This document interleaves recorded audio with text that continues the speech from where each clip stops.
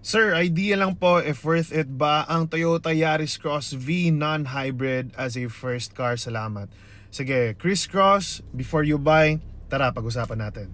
So right away, my answer to that, for me, it's a very big yes. Why?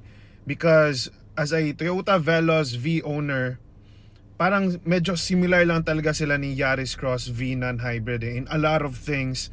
And if hindi ko lang talaga preferred yung 7-seater capacity ni Veloz, I think I really like the Yaris Cross V. Well, we already know that looks, yung ating taste sa exterior looks is subjective naman yan. But for me, I really love this generation of like the design language ni Toyota for this Veloz, Yaris Cross, and all the other siblings.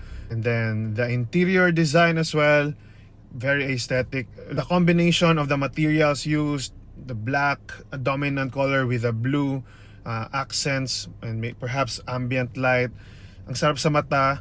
Plus the fact that you said here na as a first car owner pa, no, or this Yaris Cross V non-hybrid is packed with advanced driving aids. So again, not saying na you'll rely on these, but these can really help a lot even if you're a seasoned driver.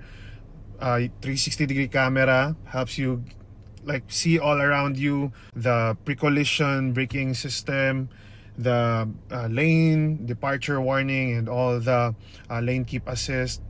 Really great to have, and for the price of around 1.3 million, I think that it is rightly priced. And if you can get this variant, definitely go for it. So what are the differences between the V non-hybrid, the base, and the top of the line? I made a video for those of you guys who want to know, and what's for the comparison of the variants. So just go ahead to my YouTube channel and just search this up. You will easily find this video. So sana tulong, follow for more.